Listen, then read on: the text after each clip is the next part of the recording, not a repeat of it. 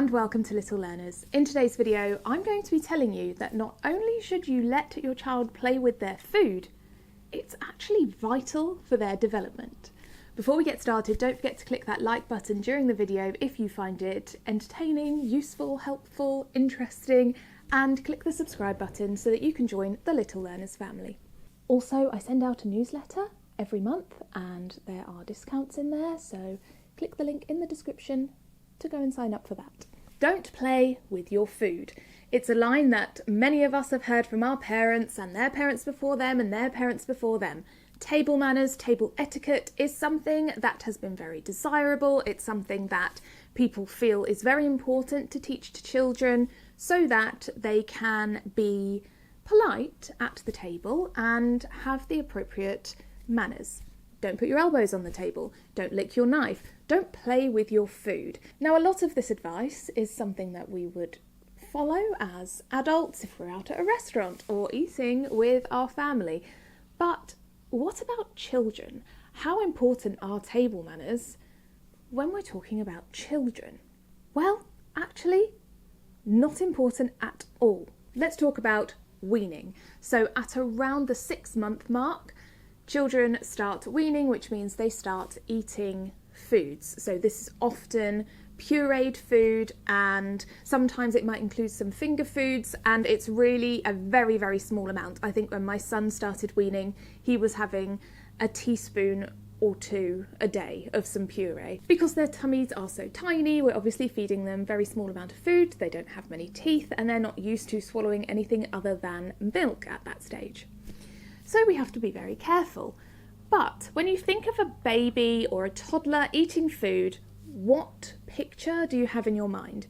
Is it something like this? Lots of mess, everything all over their face, things on the floor, their hands are covered, and often you feel like more food is around them and on them than in them.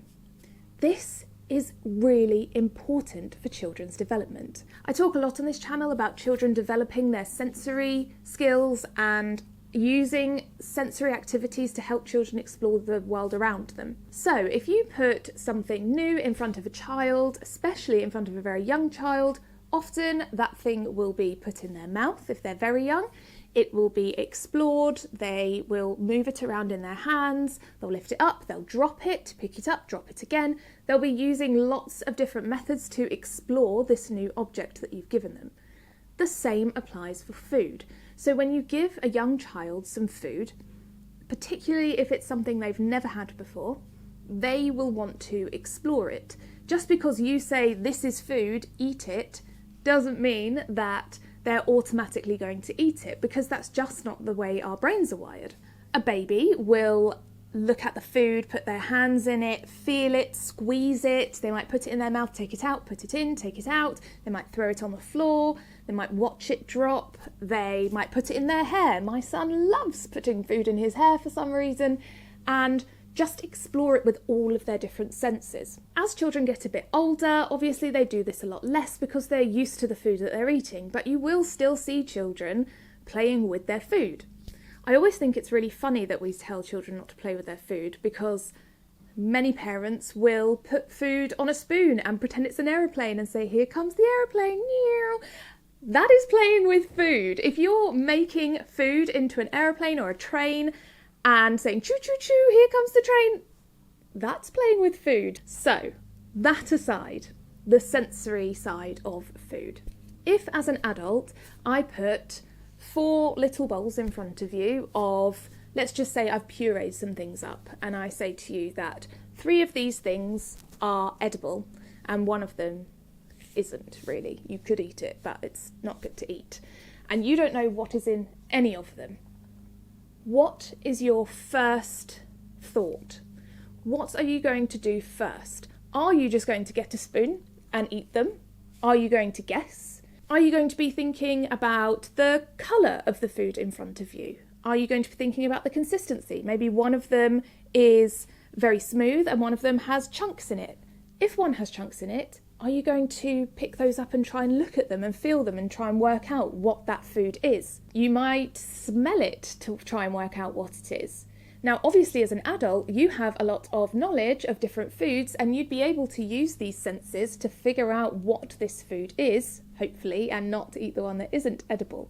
But you'd still be using all of those sensory skills to be able to do that. The only difference for children is that they don't have that knowledge of food yet, and so they're exploring it for the very first time. Let's take that example and change it a little bit. So if you went to a dinner party and a pie was put in front of you, and you didn't know what kind of pie it is. You don't know if it's a savoury pie, if it's a sweet pie, you don't know if there's meat in it, so if you're a vegetarian that's going to be a problem. You don't know if it's spicy, so if you like spicy food or you don't like spicy food, that's going to change your opinion of it.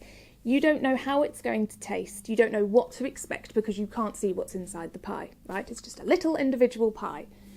So what are you going to do? Are you just going to cut into it and eat it? And find out that way? Just put it in your mouth and find out. Well, I'll tell you what I'd do. If I was given a pie in front of me and I didn't know what it was and no one was telling me what it was, I would probably smell it, cut into it, have a look at what's in it, probably smell it again now that I've opened it up. Because I'm an adult and I'm trying to be polite at the dinner table, I probably wouldn't grab it and squash it in my hands. But in another context, if I was just sitting here for a video and trying to work out what it was, I would absolutely pick some up and try and squash it and smell it and bring it closer to my face and try and figure out what it was.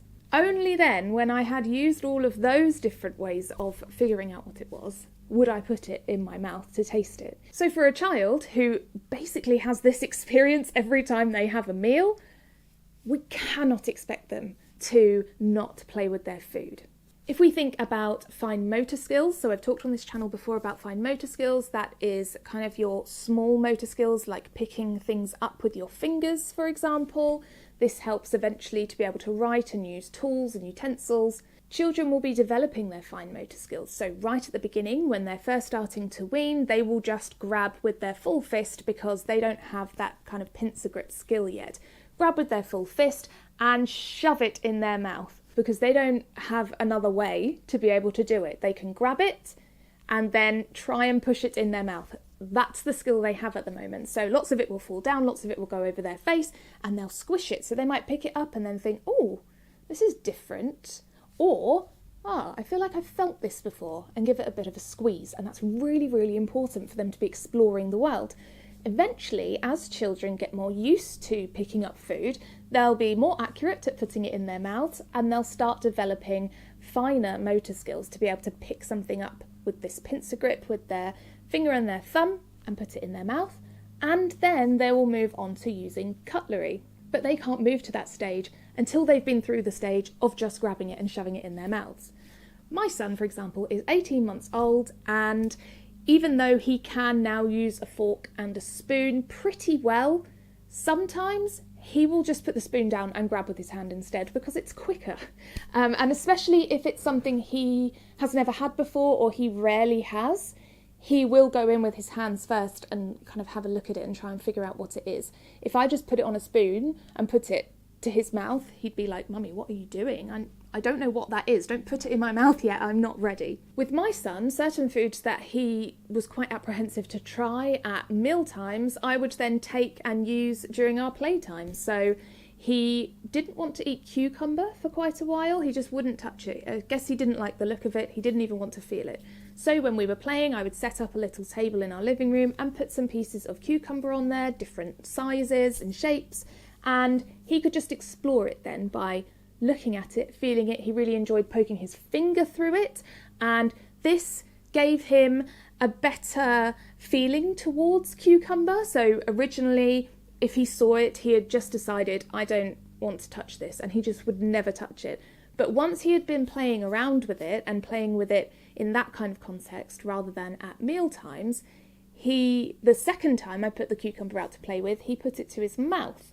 And he was kind of like licking it, putting it in his mouth, taking it out, and eventually he started eating cucumber. He loves cucumber now. You might also see messy play that children do where they're playing with flour. My son loves playing with flour, and maybe they're playing with cooked spaghetti. My son wasn't that much of a fan of cooked spaghetti. But all these different foods, rice, we can use as sensory play. Food doesn't just have to be at mealtimes, and it can be a really great way for children to explore the world around them and get used to different foods. Of course, as children get older, we do teach them table manners, but by that point they understand how to eat, they understand how to explore new foods without throwing them against the walls, and it becomes a lot easier. So please, if you are weaning with your baby or you have small toddlers, don't expect them to be really polite at the table. Don't tell them not to play with their food, and don't force them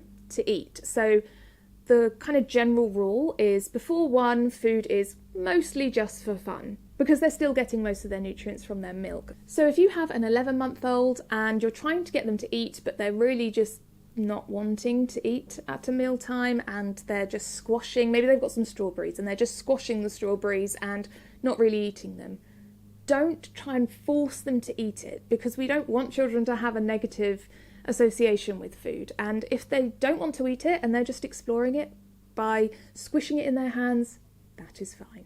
If you have any questions about this topic, please leave them in the comments below. I'd be more than happy to answer them for you. Also, let me know your opinions below. Do you let your children play with their food? If not, why not? If yes, then why? How old are your children? That obviously also comes into it. How were you raised? Were you told not to play with your food, but now you have a different opinion with your children? Let me know in the comments below. If you want to find any other Little Learners content, like my resources that you can download, or to book a consultation with me, I do video calls and we can chat about anything to do with early years education that you want to know about, you can look at my website, littlelearners.education.